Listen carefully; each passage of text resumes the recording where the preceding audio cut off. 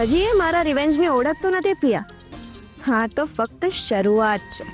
Don't worry ક્યુ, આપણે બંને આરપીને એવા જખમ આપીશું કે એનું જીવવું અઘરું થઈ જશે. હવે મને એમ કે કાલના ઇન્ટરવ્યૂની તૈયારી થઈ ગઈ?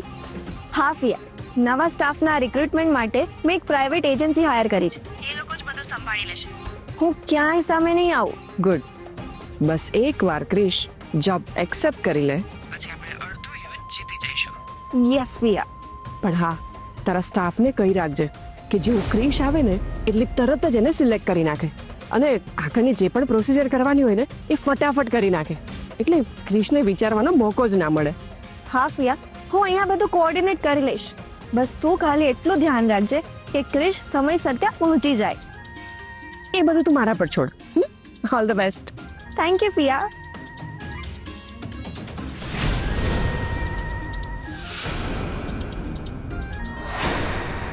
રાધા ભાભીનો સ્વભાવ બદલાઈ ગયો હોય એવું કેમ લાગી રહ્યું છે? કાલે મીતાફોઈ સાથે માર્કેટ ગયા એ પણ મને ના કહ્યું. એમના મગજમાં શું ચાલી રહ્યું છે? હમણાં જે કંઈ પણ કરવાનું છે એ મારે એકલીએ જ કરવું પડશે. આ જે કંઈ પણ બની રહ્યું છે એના વિશે માત્ર ક્રિશથી જ નહીં પણ શૌર્યભાઈથી પણ છુપાવીને રાખવું પડશે, જેથી મારો પ્લાન બગડી ના શકે. કોઈ પ્રોબ્લેમ તો નથી થયો ને? ચલો કંઈ સમજાતું નથી. મારે એમની સાથે વાત કરીને હકીકત જાણવી જ પડશે. નહીં, અત્યારે ક્રિશભાઈ રહેશે રાધા ભાભી સાથે. કોઈને ખબર ના પડે એ રીતે મારે સમજી વિચારીને બધું કરવું પડશે, જેથી કોઈને મારા પર શંકા ના થાય. આ જે કંઈ પણ બની રહ્યું છે એ બહુ જ સહજતાથી બનવું જોઈએ. મારે ચેતીને ચાલવું પડશે.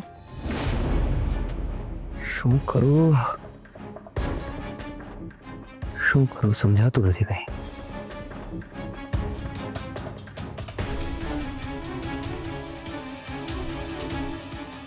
શૌર્ય, કયા વિચારોમાં ખોવાયો છે?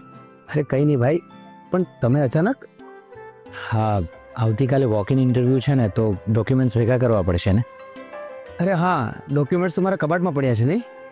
તમે એક કામ કરો, મારા રૂમમાં જઈને ડોક્યુમેન્ટ્સ જોઈ લો. હું હમણાં આવ્યો. ઠીક છે.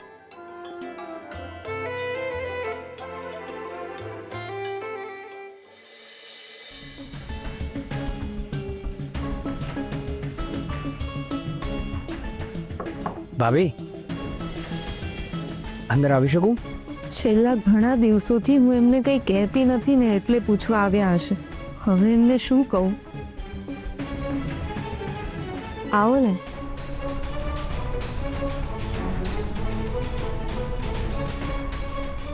ભાભી, શું વાત છે શૌર્યભાઈ? તમે મારાથી નારાજ છો? હું તમારાથી નારાજ શા માટે થાઉં? હું છેલ્લા ઘણા દિવસથી જોઈ રહી છું તમે મારી સાથે બરાબર વાત નથી કરી રહી. ભાભી, આ સવાલ તો મારે તમને પૂછવો જોઈએ. ભાભી, મારાથી કંઈ ભૂલ થઈ છે? આજકાલ મેં જોયું છે તમે મારી સાથે વાત શેર નથી કરતા. એવું ક્યારે થયું? પરમ દિવસે જ્યારે તમે મીતાફોઈ સાથે માર્કેટ ગયા હતા તમે મને જણાવ્યું કેમ નહીં? અરે એ તો ઉતાવળમાં તમને કહેવાનું જ ભૂલી ગઈ. ભાભી, મીતાફોઈના સીધા સાદા રૂપ પાછળ છુપાયેલા ડેવિલને તમે ઓળખો છો ને? ખૂબ જ ખતરનાક છે. જો અહીંયા રહીને અમેરિકામાં તમારા પર હુમલો કરાવી શકતા હોય તો અહીંયા તો એના માટે ખૂબ જ સરળ છે. એની સાથે એકલા જવું સેફ નથી. તમારે જવું જતું તો મને કહ્યું હોત, હું તમને લઈ જાત. અરે વાત એમ છે કે એ દિવસે પ્રતીકભાઈનો મેસેજ આવ્યો ને એટલે મને એવું થયું હું જો મીતાફોઈ સાથે જઈશ તો જાણી શકીશ કે એ બંને વચ્ચે શું પ્લાનિંગ થઈ રહ્યું છે. અચ્છા, તો એમ વાત હતી. તો શું કિયારા મળી? એમના પ્લાનિંગ વિશે કંઈ ખબર પડી?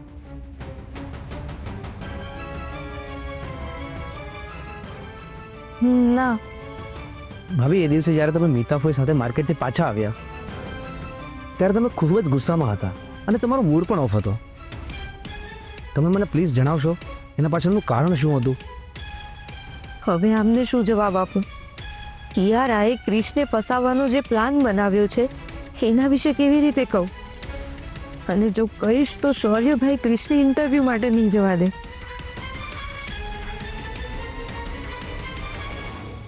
ભાભી શું વિચારો છો? કંઈ નહીં, એ તો એ દિવસે હું જે ઈરાદાથી ગઈ હતી એ પૂરું ના થયું. એ બંને જ વાત કરી. અચ્છા, તો તમે એમની વાત સાંભળી? શું કહેતા હતા? ક્યાંથી સાંભળું? એ લોકો મારાથી ઘણા દૂર હતા, એટલે મને એમની વાત સાંભળવા ના મળી. એટલે જ તો મારું મૂડ ખરાબ થઈ ગયો હતો. અચ્છા, એટલે તમે અપસેટ હતા. હું તો કંઈ અલગ જ વિચારતો હતો. મને લાગ્યું તમારી સાથે કોઈ એવી ઘટના બની છે જેના વિશે તમે મને જણાવવા નથી માંગતા. એવું ક્યારે બની શકે શૌર્યભાઈ? જે રહસ્ય મેં મારા ક્રિશથી, મારા પપ્પાથી છુપાવીને રાખ્યું એ મેં તમારી સાથે શેર કર્યું. હું તમને કઈ રીતે ના કહું? આઈ એમ સોરી ભાભી, મને માફ કરી દો. ભાભી, હું તમને સમજવામાં થાપ ખાઈ ગયો. ભાભી, મારા માટે કંઈ પણ કામ હોય ને પ્લીઝ મને જણાવજો. અને હા, મને ખોટો નહીં સમજતા પ્લીઝ. ગુડ નાઇટ ભાભી. Good night. માફી તો મારે તમારી માગવી જોઈએ શૌર્યભાઈ. આજે પહેલી વાર હું તમારાથી જૂઠું બોલી. સમય આવશે ત્યારે હું સૌથી પહેલા તમને સત્ય જણાવીશ.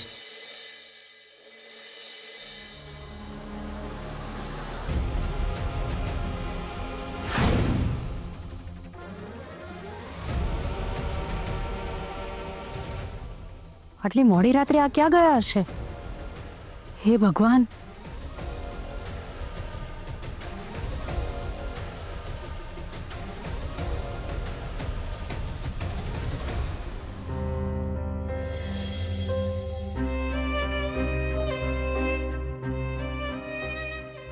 શું થયું? તમે આમ અચાનક બહાર કેમ આવી ગયા? તમને ખબર છે હું કેટલી ગભરાઈ ગઈ હતી. રશ્મિ, એમાં ગભરાઈ શું જવાનું? મને તરસ લાગી હતી અને રૂમમાં પાણી નહોતું અને તું સરસ સૂતી હતી. મેં તું ક્યાં પાણી માટે કરીને તને ઉઠાડવી, એટલે હું અહીંયા પાણી પીવા માટે આવી ગયો. આટલા વર્ષોમાં પહેલી વાર એવું થયું છે કે હું પાણી લેવાનું ભૂલી ગઈ. રશ્મિ, આવી નાની નાની વાતોમાં ટેન્શન નહીં લેવાનું. ટેન્શનમાં હું નહીં પણ તમે લાગો છો. તમે મારાથી કોઈ વાત છુપાવ છો ને?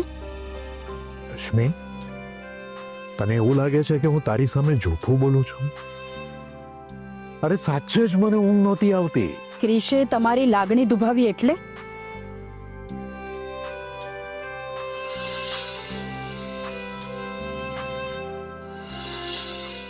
મને ખબર છે ક્રિશે તમારી ઓફર એક્સેપ્ટ નહીં કરીને જોબ કરવાનું નક્કી કર્યું, એટલે તમે હર્ટ થયા છો. ના રશ્મિ, હું જરાય હર્ટ નથી થયો. હું બહુ પ્રેક્ટિકલ માણસ છું. અરે ક્રિશની જગ્યાએ હું હોત ને તો મેં પણ આ જ ડિસિઝન લીધું હોત. સાચે તમને ક્રિશની કોઈ વાતનું ખોટું નથી લાગ્યું ને? તમે એમનાથી નારાજ નથી ને? ના રશ્મિ, હું ક્રિશથી જરાય નારાજ નથી. ક્રિશ ઉપર મને ગર્વ થાય છે. ક્રિશની જગ્યાએ કોઈ બીજું હોત ને તો એને એની જોબ છોડીને આ તૈયાર બિઝનેસ લેવાનું પ્રિફર કર્યું હોત. રશ્મિ, આ દુનિયામાં ક્રિશ જેવા બહુ ઓછા લોકો છે જે પોતાના દમ ઉપર કંઈક કરી દેખાડવા માંગે છે. I am really proud of Krish.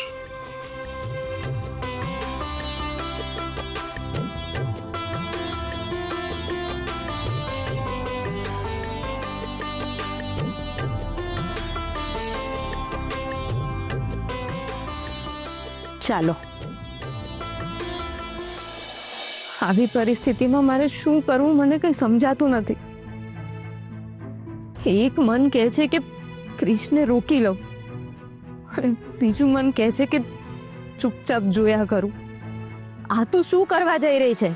તને કિયારાની હકીકત ખબર હોવા છતાં પણ તું ક્રિશને એની ત્યાં મોકલી રહી છે. તો હું શું કરું? તું બરાબર કરી રહી છે.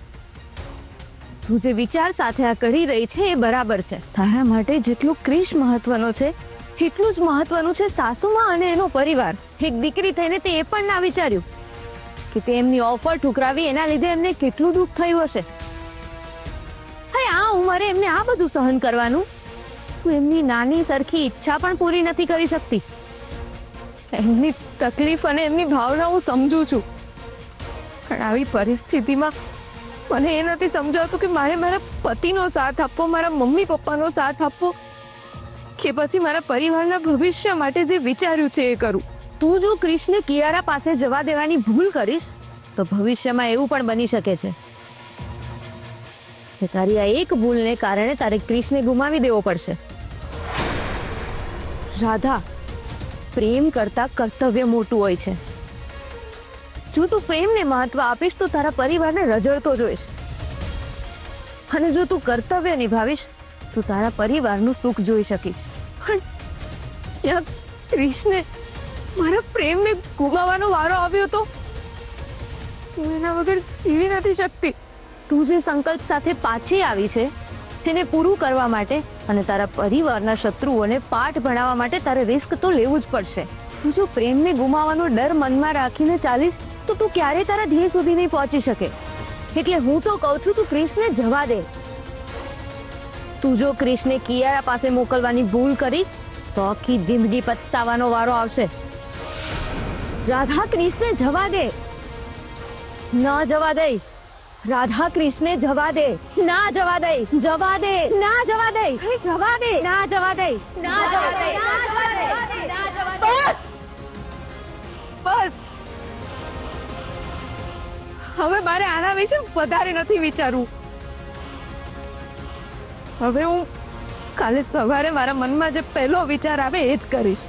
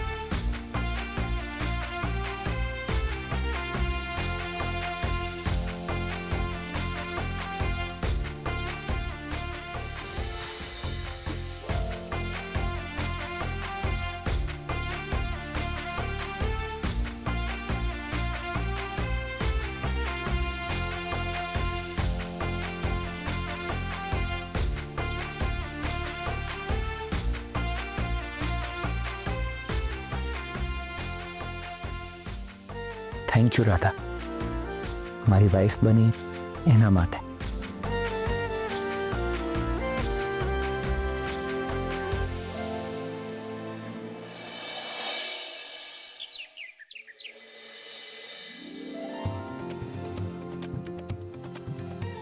અરે વાહ, આજે બહુ ખુશ લાગે છે ને કઈ? જ્યારે પહેલી વાર જોબ પર જતો હોય ને એવું ફીલ થાય છે. હા નીરા, આજે ઘણા સમય પછી આ દિવસ આવ્યો છે. બસ હવે કોઈ પ્રોબ્લેમ નહીં આવે ને તો સારું. કઈ નહીં, બધું સારું જ થશે. કેવો લાગુ છું? એકદમ handsome. Thank you so much. આલે. Thank you so much for what? For everything. મમ્મી ક્યાં છે? બધા બહાર જ છે અને તારી જ રાહ જોઈ રહ્યા છે. શું વાત કરે છે? ચાલ તો હું નીકળું, સાંજે મળીએ. All the best. Thank you my sweet heart.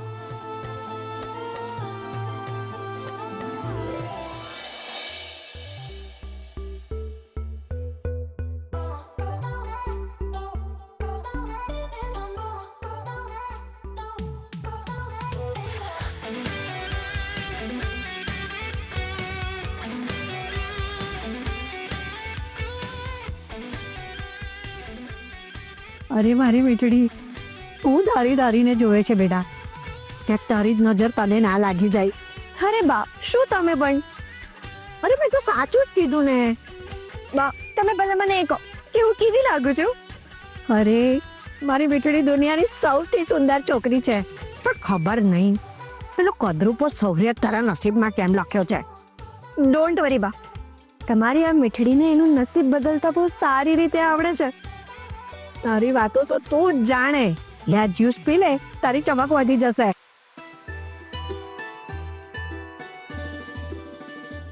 બા, હા, તમે મને એમ કહો તો કે આપણને કંઈ જોઈએ તો એને ભગવાન પાસેથી કેવી રીતે માંગવાનું?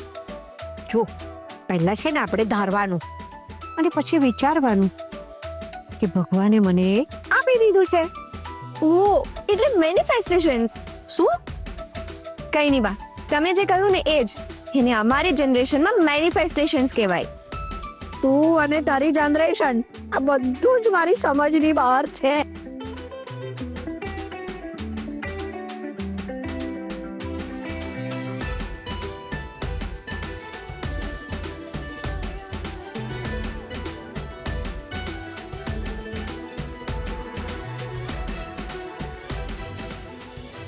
યસ, હું એવું મેનિફેસ્ટ કરું છું કે ક્રિશે મારી જોબ એક્સેપ્ટ કરી લીધી છે. ક્રિશ મારી સાથે કામ કરવા લાગ્યો છે. ધીરે ધીરે ધીરે ધીરે મારી પ્રેમ જાળમાં ફસાવા લાગ્યો છે. ક્રિશ રાધાથી દૂર થઈને મારી સાથે રહેવા લાગ્યો છે. ક્રિશ મને પ્રેમ કરવા લાગ્યો છે. ક્રિશ મારી સાથે લગ્ન કરવા માટે તૈયાર થઈ ગયો છે. હું અને ક્રિશ હેપીલી મેરીડ લાઈફ જીવી રહ્યા છે. આઈ વિશ આ પૂરું થાય. યસ, હવે તમારી વિશ ચોક્કસ પૂરી થશે. હા બોલ ડાર્લિંગ. અરે વાહ, તે મને ડાર્લિંગ કહ્યું. શું વાત છે? તો બહુ ખુશ લાગે છે ને કંઈ? હા ફિયા, મેં હમણાં જ મેનિફેસ્ટ કર્યું અને તારા ફોનની રિંગ વાગી. Very good. ફિયા, ઓફિસમાં બધી તૈયારી થઈ ગઈ છે. બસ હવે ક્રિશ ઇન્ટરવ્યુ માટે આવી જાય ને તો મજા આવી જાય. તારો હીરો તૈયાર થઈ રહ્યો છે. બસ હમણાં થોડી વારમાં નીકળશે. રિયલી? Wow, that's great. ચલ તો હું પણ ફટાફટ અહીંયાથી નીકળું છું. હા, તારા નવા એડવેન્ચર માટે all the best. Thank you thank you thank you thank you so much Fiya. Thank you. Bye. By.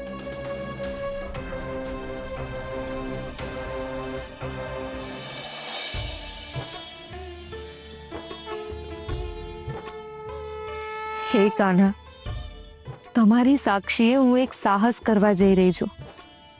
ખબર ને એનું પરિણામ શું આવશે, પણ મને તમારા પર પૂરી શ્રદ્ધા છે.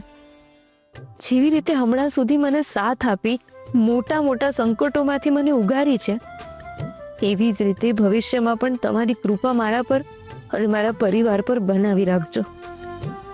મેં રાત્રે સૂતી વખતે વિચાર્યું હતું કે સવારે સૌથી પહેલા જે વિચાર મને આવશે એ હું કરીશ.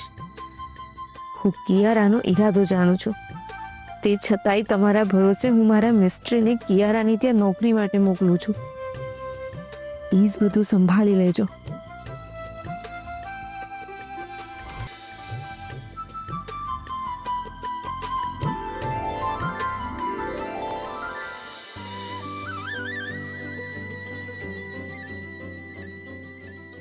હું તને બહુ જ પ્રેમ કરું છું મિસ્ત્રી.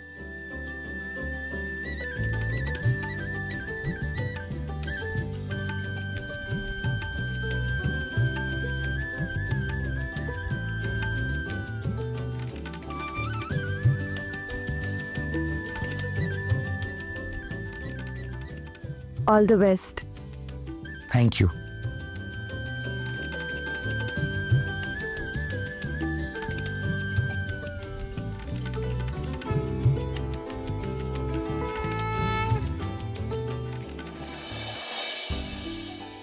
મમ્મી,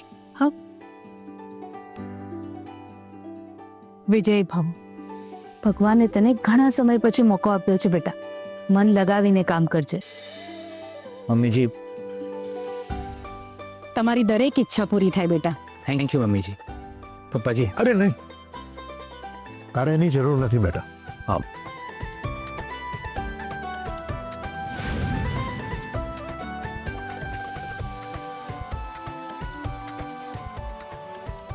હંમેશા ખુશ રહે બેટા. એકદમ દિલથી ઇન્ટરવ્યુ આપજે. જી પપ્પાજી. મીતા ભાઈ.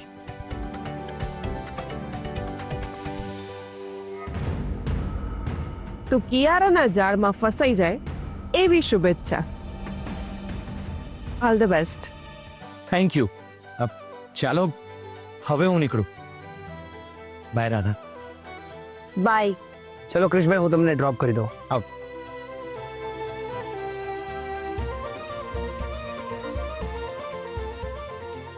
એમ શ્યોર ક્રિશને આ જોબ મળી જ જશે. હા રાજેશભાઈ, તમારા શબ્દ સાચા પડે એ જ પ્રભુ પ્રાર્થના.